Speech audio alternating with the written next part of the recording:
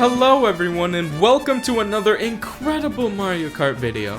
It's the series I put the most effort into and get the most views out of. Why wouldn't I do a sequel? Today we'll be looking at the Special Cups and seeing how these final Nitro tracks stack up against each other in what will probably be my longest video in this series. Listen, even if the last part came out a little while ago, I assure you that this year there's gonna be way more of these episodes coming out, especially considering that the Retro Cups won't take as long as the Nitro Cups, so just keep that in mind. Whatever though, let's not waste any more time and just jump straight into it.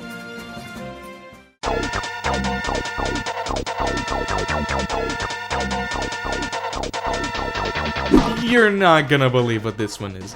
You're not. Seriously, you won't. Donut Plains 3 is what we start off with. It's a pretty popular track, and in this game, it just so happens to be hard as balls! There's water everywhere in this track, and this isn't even like every other Mario Kart game where you can just drive in it. No, you idiot! You just die instantly! It feels more like a lava level with how easily you can fall off. And there's even mandatory jumps too. I guess the difficulty is kinda warranted given it's the Special Cup now. And the use of deadly water does make it stand apart from other grass levels, so maybe it deserves some credit. Well, after that really difficult track, Koopa Beach 2 is really easy. You know, the layout of this map may look pretty distinct to you, but if you look closely, you'll actually see that it's in the shape of a circle. The only unique element here are these green dots. What are they even supposed to be? Moss or giant peas or what? I actually like how you can go inside the middle of the course with a feather. They even put a ramp here, so it's kinda like a shortcut or something. Ghost Valley 3 is a shady racetrack in Super Mario Kart made entirely out of wood. Although no obstacles besides Boo's intimidation, some sections of planks are so rotten that holes have opened up in the ground. It's the final track in the Ghost Valley Trio, and the third track in the Special Cup. I got all of that from the Mario Kart Wiki because dear god they said it better than I ever could. I mean, what could I even add? There's practically nothing unique here, and it's still just as infuriating as the last Ghost Valley. There is one small thing I noticed, however. If you look long enough at this track, you'll realize that this layout looks awfully similar to another course coming up. But who knows, it's just a conspiracy. Now, Vanilla Lake 2 is actually a pretty interesting course. Okay, it might just be another circle, but just hear me out. There's actually two separate paths you can go on here. There's the long way around if you want to keep it safe, or if you're the more rebellious type, the inward path with the cracked ice platforms is definitely faster. But you'll need to time your jumps well. I think this makes for a much more unique race, and really tests you out on how good your skills in this game are. That being said though, it is still pretty easy. I mean, taking the long way around isn't even that much slower. For being the second to last track in the game, I did not expect to win this on the first try, while the others took about, like, 50. We finally end off with the one, the only, the fan favorite Ghost Valley 3 ripoff, Rainbow Road. They really make this one feel extra special. Being at the tail end of an extremely hard cup, and after having to get gold trophies in every cup, it took so much blood, sweat, and definitely not save states to get here. They definitely do not skimp on the difficulty here. The track is super tight with no railings whatsoever, and the thwomps are absolutely devastating with how much of the track they cover up. If you even get hit by one, there's a good chance you'll be stuck in a stun lock combo. This track sounds impossible, doesn't it? Especially with the notoriously bad controls this game has. But I actually found a pretty good strategy to beat it is to just let your foot off the gas a little whenever you're turning. Turns out it's way less slippery that way. Who knew to beat the final level you just needed to play like a grandma, huh? Well, with that done, we've finally finished all the tracks in Super Mario Kart. I'm so glad I never have to play this game ever again. Alright, now what's our final time? Oh. Mario Kart 64 is up next, and while it does have some commendably crafted courses no doubt, let's see why it has such a low placement. DK's Jungle Parkway wins the competition for weirdest track name. There's definitely some memorable parts about this track, however. It really keeps that DK charm the whole way through. Who could ever forget this giant leap? Especially the part where you phase through the ship like it's not even there. They must have got these from Banshee Boardwalk or something. After that, you head into the main jungle area. And for some reason, if you head into the off-road at any point, these spiky coconut looking things get hurled at you, and I'm just wondering if DK's family is in the trees waiting for the split second they get to throw these weird fruit. I would call them coconuts, but last time I checked, they don't actually have spikes. This track is just some fun jungle hijinks. Although for some reason this cave section has a texture that looks eerily similar to the Great Mighty Pooh from Conker's Bad Fur Day. And I probably just ruined that section for all of you. Oops. Yoshi Valley is one of the most unique ideas for a Mario Kart track. It's a giant maze with seemingly tons of paths to choose from. In reality though, there's only like 4. Even then, it's still a really cool idea. And while there may be one route that's clearly the quickest, it's pretty difficult to make up for it. Have these weird spiny creatures been in any other track, let alone any other Mario game ever? Oh wait, they're porcupines. Guess they couldn't afford hedgehogs. This was definitely a tough track to make. So tough in fact, that they even had to hide the placements of all the racers because they just couldn't calculate it. Even though the items you get still depend on your placement, and you could just, look at the map. It's that reason though that so many people remember this map. It's definitely stood the test of time, I'd say. Banshee Boardwalk on the other hand, I'm not sure stood up that well. It's practically just a Ghost Valley but in 3D. There's plenty more ideas you can come up with for a spooky track concept, but most of the time it just comes back to those goddamn wooden bridges. I mean, what's so scary about this? Please! I guess it does make sense for this to have a horror theme though. I mean, you can literally just drive through the bridge itself. Now that's fucking scary. They must have gotten this wood from DK's Jungle Parkway or something. At least there's a sorta interesting section with this destroyed mansion area. And the random giant Cheep Cheep is pretty hilarious. I mean, seriously, what's even the point of this? I love it. Even with those, this track still feels a little bland to me, which is a shame. But pro tip though, if you use the lightning here, prepare for the biggest flashbang of your life. Just a little warning there. This is probably the most iconic Rainbow Road of all time. So iconic in fact, that it's even on the box art for an entirely different game. Now that's impressive! N64 Rainbow Road is such a soulful track from start to finish, with the most defining aspect being the brightly lit faces of the Mario Kart roster in the night sky, including Boo for some reason. He really thinks he's on the team, huh? It sounds like nothing but praise so far, right? Well, that's cause everything good about this track is everything but the track itself. Just like Wario Stadium from before, this is another long ass track that takes 5 to even 6 minutes to complete. Yet again though, it wouldn't even be so bad if the track itself was fun. But with all these guardrails everywhere, it's just way too easy. I thought the whole point of Rainbow Roads were how easy it is to fall off. The random chain chomps chomping through the road are a small bit of challenge, but it's really just that. It leaves this track feeling more like a celebratory stroll than a final gauntlet, which is fine and all, but I was just hoping for a little more. There are some really notable fan favorites in this cup for sure, but I feel like these original versions just weren't fully realized yet, which is why it places so low on this list.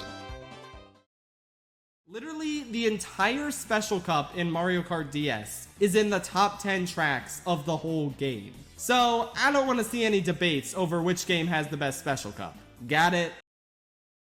Uh-oh. Oh my goodness, I can't believe how far Mario Kart DS fell off. I mean, it was getting first places before, and now it's bottom 3? What could have even caused this? I'll show you what caused this with Exhibit A, Wario Stadium. Not to be confused with Waluigi Stadium, or Wario Stadium. What is it with tracks called Wario Stadium that are just so boring? At least this one's a little better than the previous one. I mean, it actually has boost panels and fire rings this time. That's gotta count for something. The stadium theme has been done so many times, it's already starting to get bland. And for being in the Special Cup, this track is really easy. If there were more fire hazards or something, it could have probably been improved, but for what it is, it's just not that special. Sorry, Wario. Maybe you don't win all of the time. Unless it's Ninja Hideaway. See, now that's a good Wario track. Now on the surface, Peach Gardens doesn't seem like a special cup track. I mean, it just looks like any other grassy track, right? But it's the execution that makes it different. It takes place on the courtyard of one of Peach's thousands of castles that she apparently owns, and we travel through flowers and hedge mazes while trying to avoid the chain chomps and money moles scattered throughout. It's a surprisingly pleasant theme for a racetrack. My favorite part is how you can just go around this roundabout the other way even though it only wastes time. I like the choice for people who hate winning. Speaking of the roundabout, has anyone else noticed that this Mario hedge statue looks an awful lot like a retextured version of the Frappe Snowland statue? Haven't seen anyone else mention it, but it's pretty clever if it's true. This is Bowser Castle. No, not Bowser's Castle. Just Bowser Castle. This track starts off with some thwomps, which you'll see later on is something that they really like to do. This spinning roundabout room is interesting because it makes you choose from two different paths. But my favorite part has got to be this giant spinning log thing. It changes directions, which makes it pretty difficult to stay on. Watch out though, because if you do fall off, you won't get saved by Lakitu. Instead, you'll be forced to go on a different, slower path. That's such genius track design that I'm not sure I've seen anywhere else. I also love how this background looks. It's like a fiery apocalypse is happening in real time, and we're just go-karting like it's no big deal. Rainbow Road is a road that is colorful and made of rainbows. Not sure if you knew that. This one's special in that it's not really that special. Wow, okay. Yeah, this one's definitely not my favorite. I mean, the beginning even steals a section from another Rainbow Road we'll see later on. Could they be any less original? There is one cool gimmick that sets it apart at least, and it's these pseudo anti-gravity sections where you go on a loop-de-loop or a corkscrew. It's basically like Mario Kart 8 before Mario Kart 8, and they're pretty cool to see. For some reason though, whenever you try and drift on one, you just get launched into space like a shooting star. It's hilarious how easy it is to do. Other than that though, there's really no distinct set piece here. There's just these stars and pipes floating around in the middle of space with not much else. And unless you grew up with this game, I think most would say this one's pretty forgettable. Which for the final level of the game is kinda sad. This cup had so much potential to be a lot better than it is now. But some of these tracks just feel undercooked, like Rainbow Road and especially Wario Stadium. Let's hope the disappointments end here.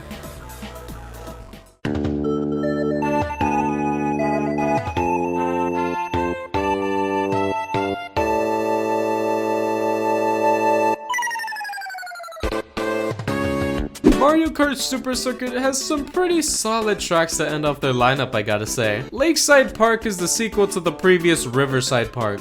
What makes a lake and a river actually different though beats me. What is different about this course though is this massive volcano in the background, and it's not just for show. It actually shoots out meteors towards the track while you're racing. It's basically the original Grumble volcano. The track layout itself is also pretty unique.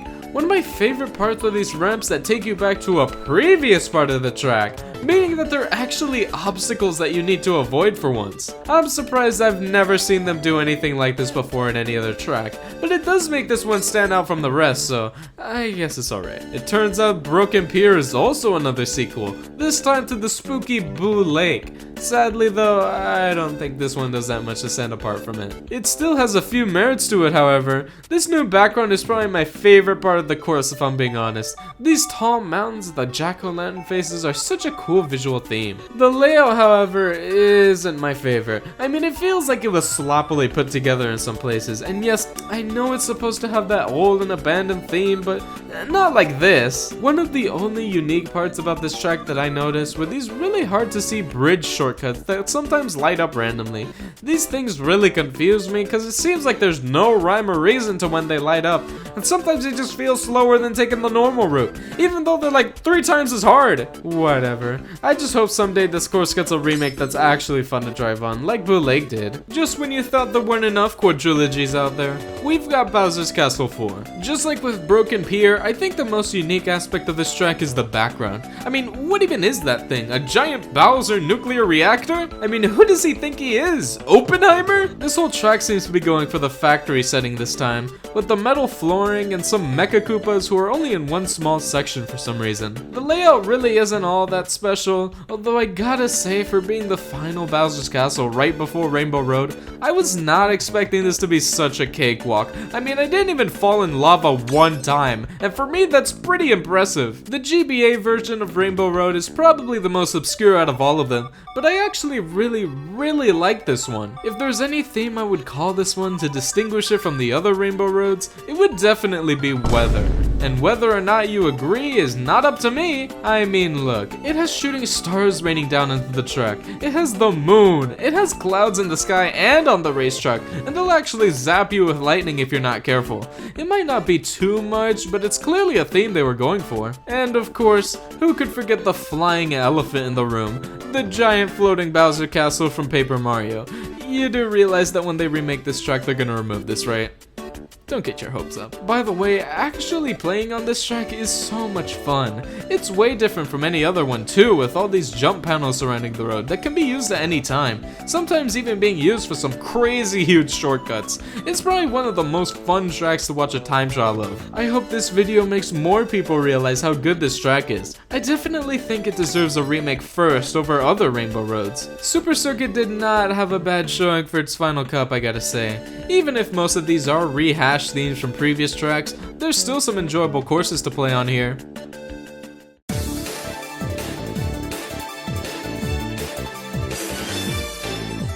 Mario Kart 8 is at the middle of the list this time around, and to be honest, there are some takes that I have here that might shock you. For example, I think Cloud Top Cruise is one of the most underrated tracks ever. I never hear this track get brought up as anyone's favorite from this game, and I just don't get it. I feel like there's so much to love about it. It takes place on the clouds high above the sky, and while Sky Garden has pretty much done this theme before, it's never been done in quite this grand of a scale. I know I keep saying this about a lot of tracks, but it genuinely feels like an adventure every lap. Look, you have to go in an airship for a quick second that shoots you out of its giant cannon into a dark thundering cloud section where you have to avoid the lightning and try to hit the boost pads at the same time, all while the music switches to a sick rock version with that banging electric guitar. How could you not love this? The song here is such a grand and cinematic arrangement that sounds like it came straight out of Mario Galaxy. So much so that it even has the Gusty Garden Galaxy melody straight up in it, like goddamn! Another thing I love is how after you exit the lightning area,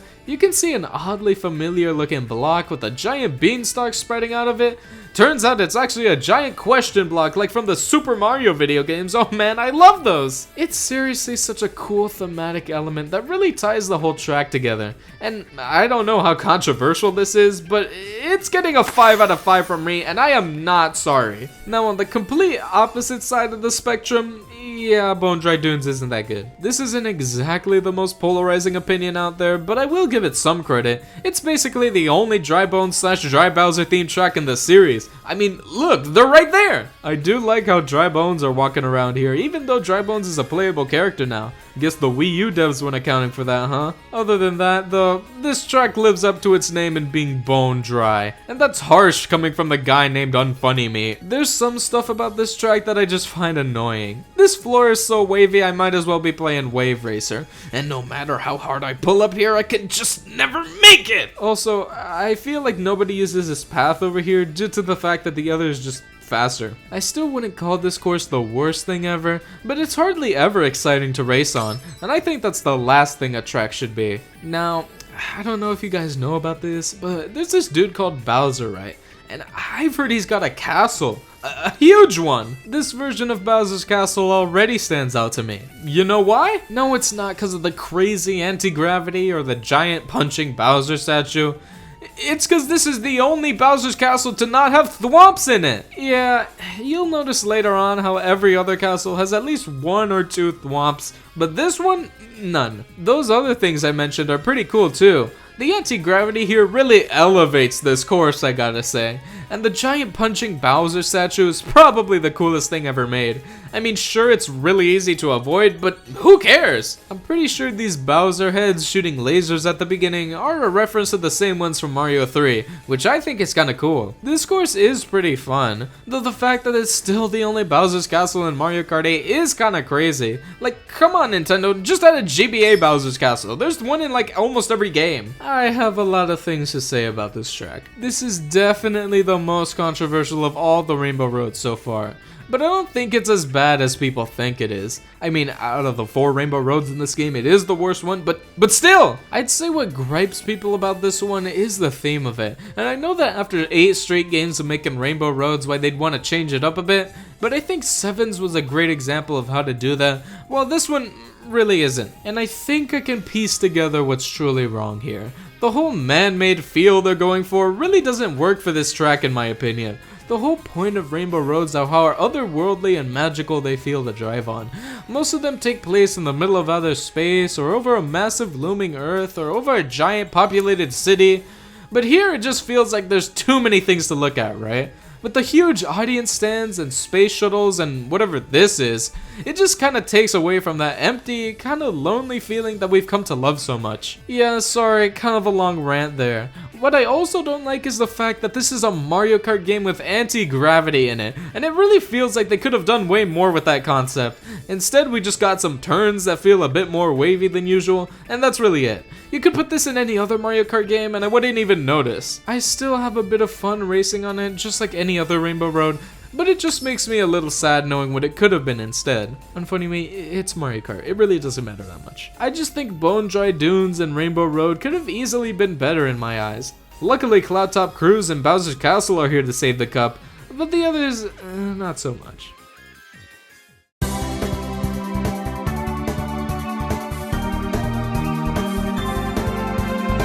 Double Dash dashes over to 3rd place with some tracks that I'm a pretty big fan of, I gotta say. Wario Coliseum has got to be one of the coolest tracks ever. I mean, just look at it. You're in a giant coliseum, traveling across all these twisty, turny chain roads with some big jumps to really make it feel dangerous too. It's like an extreme motorcycle rally, but in Mario Kart. I love the fact that there's no audience in this place.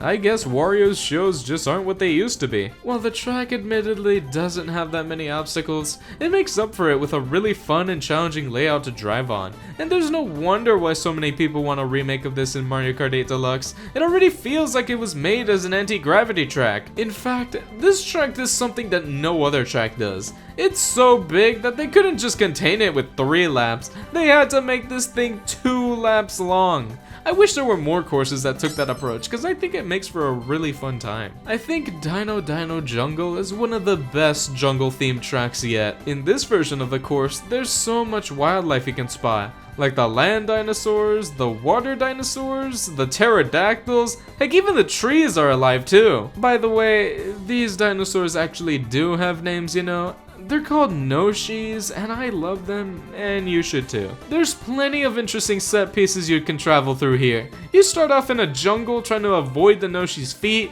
even though some of you freaks would want that. Then you head inside a cave which leads into a 3-way bridge section.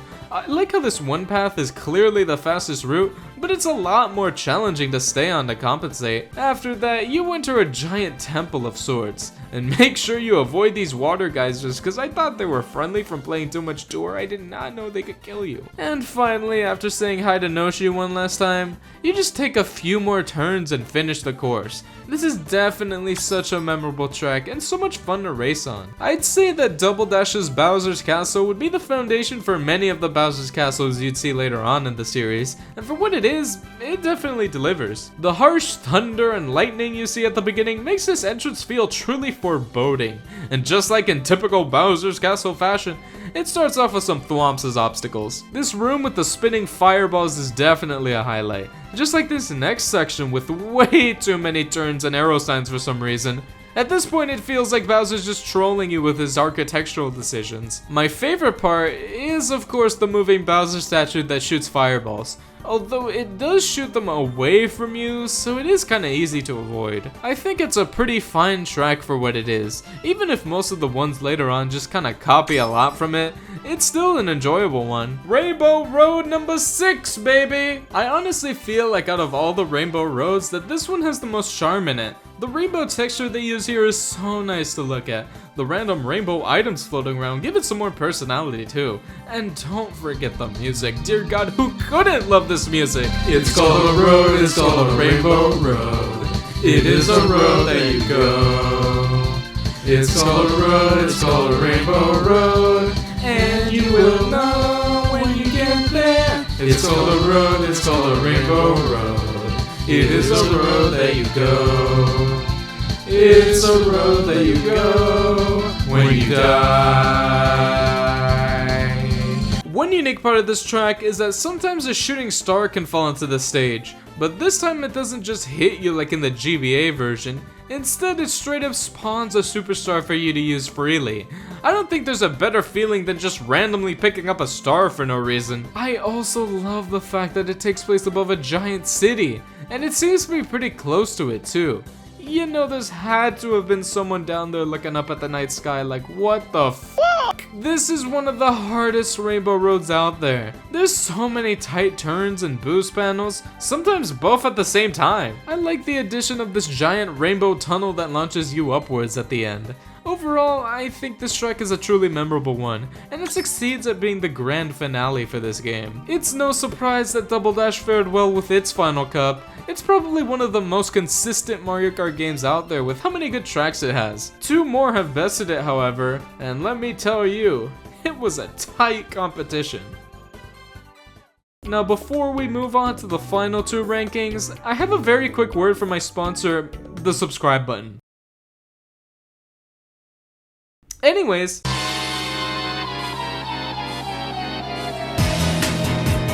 Mario Kart 7 was so close to getting number 1, but alas, it got to 2nd place at least. I'm genuinely surprised by how many great tracks this game has, because I never thought it was all that interesting back in the day. But the course design is so good overall that I might have to reconsider that. Welcome to DK Jungle. No, not DK Jungle Parkway. What are you, an idiot? This has got to be one of my favorite DK tracks. Probably because it actually looks like it came straight out of the Donkey Kong games, mainly Donkey Kong Country Returns. I always love when Mario Kart has tracks based on specific games/franchises, and this is no exception. They've got the Kong House, the DK barrels, the main enemy from Returns, the Tikis. Of course, we can't forget about the best part of the track, the frogs. I mean, come on. Look at him. You can even go inside a giant golden temple, crafted long ago to honor the mighty golden banana. Personally, I'm more of an orange man myself, but bananas are cool too, I guess. I was really caught off guard when I heard these stone totems scream. It's such a horrible screechy noise. They do not sound like this in Mario Kart 8. While it might not be the craziest layout ever, the theme itself is what really carries this track for me, which at this point probably might be the only thing I care about. I just gotta ask, why does everyone hate this track so much? No, seriously, even Watch Mojo put it on the thumbnail of their worst Mario Kart tracks ever, man. Fuck you, Watch Mojo! Rosalina's Ice World feels like yet another track that's carried by its theme. And, no pun intended, but it just feels so chill. Especially with that calming music that makes me feel so nostalgic. This is probably the closest we'll ever get to a Mario Galaxy theme track. I mean, it has the first planet from the game right there, in multiple places for some reason. Listen, I might not be Skinner, but I do love the Aurora Borealis colored ice they have here. It just makes the track feel all the more magical. The layout's pretty alright too.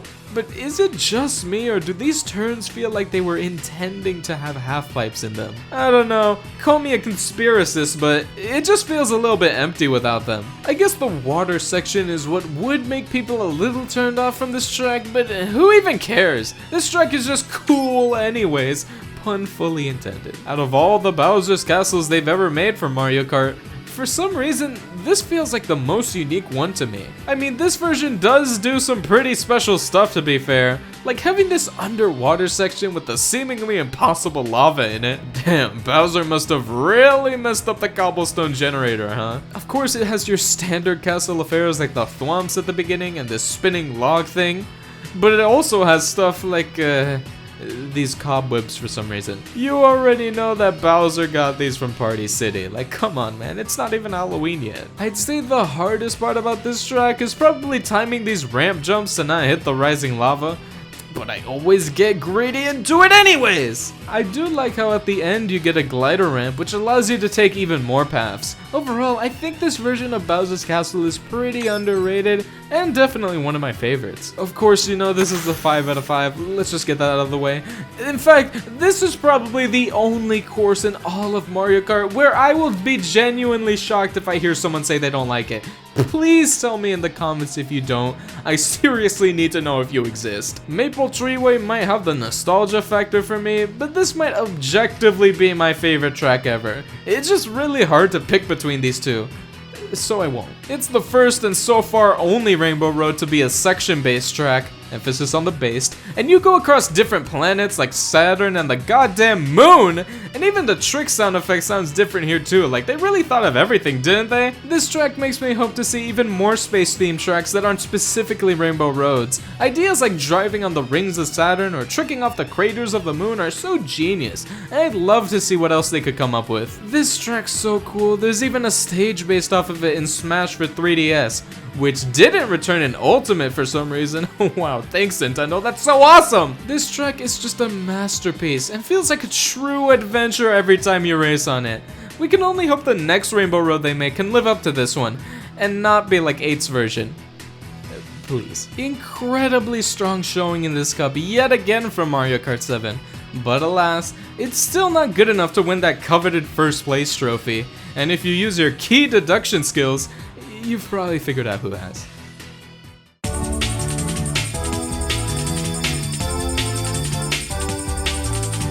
I didn't know this game had good tracks, guys. This is news to me! Mario Kart Wii has once again won the entire ranking, and it might be kinda boring to see the same game get first place all the time, but damn it, I can't lie, these tracks are just so good! Like Dry Dry Ruins, for example. This is probably the best desert track ever made.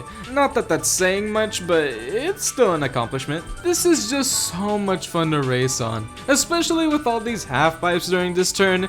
They feel so satisfying to use. There's tons of shortcut potential here too with all this off-road, and this room inside the temple eventually fills up with sand over the whole race. It's like that course changing mechanic from Grumble Volcano, but on a smaller scale. Even if the theme is basically just your average desert course, the addition of the ancient temple is pretty cool, and they've even got the Yoshi Sphinxes from Yoshi Desert for some reason. Not really sure why they're here, but okay. Moonview Highway is a highway level done right. Don't even think about it, Toad's Turnpike! The vibe I get when playing this level is so chill, especially with that bangin' music. Did you know that when you get to the city area, it actually changes? Yeah. Play it. I bet you didn't know. I love how these impossibly high cliffs can be climbed up like no big deal. I can't think of any other track that has something quite like that. I also love how the vehicles here mostly squish you instead of hitting you like the other tracks. I've probably gotten the world record for most amount of times someone's ever been squished on a single track. Yeah. Call me Guinness. Like most of the courses in this game, I think this track is just really fun to play. The best part being the ending where you just chain multiple boost panels towards the toll booth. What an exciting way to end it. Welcome to Bowser's Castle. No, not Bowser Castle. Bowser's Castle. This is a pretty alright one, I gotta say. This unexplainably wavy floor in the beginning always weirded me out. It makes this place seem more haunted than usual. But I guess that actually does enhance the atmosphere. Just like every Bowser's Castle you know and love, it starts off with thwomps for some reason. But after that is arguably the best part of the track. This half-pipe room with the giant Bowser statue. Now, yes, I do know that a giant Bowser statue isn't exactly revolutionary. but the fact that it's throwing fireballs at you and that you can avoid them by just taking the half pipes is honestly a cool gameplay mechanic, especially since if you take the half pipes too early, you're gonna enjoy a nice dip into lava. Did you know that the music in this course is actually a slowed down version of the Maple Treeway song? Yeah, play it. I bet you didn't know! Huh. Who knew that Boo and Dry Bones were best friends? The final part of this track with the weird glowing fire holes is pretty weird, but fun to get tricks off of. Overall, it might not be my favorite Bowser's Castle, but it's still a good time. Wii Rainbow Road is another 5 out of 5, I don't think anyone was questioning that. But the real question though, is it better than the 3DS version? First of all, the music here is literally a masterpiece. Did you know that it even has the Good Egg Galaxy motif in it? Yeah, play it. I bet you did know that. I love how when you fall off of this track, you just go hurtling towards the earth on fire like a goddamn meteor. They could have easily let Lakitu pick you up immediately, but this is way funnier. This course is so much fun to race on, it's not even funny. There's boost panels and half pipes everywhere, even a mandatory one, which is rare to see. There's just so many cool tricks you can pull off here, especially in this one section with the giant ramp holes. It's such a unique design decision to have these here. Don't even think about jumping the whole way if you don't have a mushroom though. This track is just a masterpiece from start to finish. But even after all that, I still do think the 3DS Rainbow Road is better. There's just more unique scenery and obstacles that come from it being section based, but the Wii version definitely doesn't fall far behind. It's incredible on its own merits. So yeah, Mario Kart Wii gets another dub yet again. It just goes to show how many great tracks are in this game. It's no wonder why people still call it the best Mario Kart game ever made, even if I don't necessarily agree. But how will it fare in the retro department? Will it end up as the reigning champion there too? We'll have to see next time. And that does it for ranking every Mario Kart Special Cup. I'm so glad to finally have all these videos done to share my opinion on almost every Nitro track in the series. But as you all know, we've got the retros up next. I'm sure these next videos are gonna be way shorter. With the fact that there's really only 4 games with retro tracks, no, we are not counting the Super Circuit retros, get out of my chat! And also the fact that I've talked about these tracks before, so having to talk about them again in a slightly modified setting is gonna be interesting, to say the least. Make sure to like the video so that number goes up slightly higher, and I'll see you all later.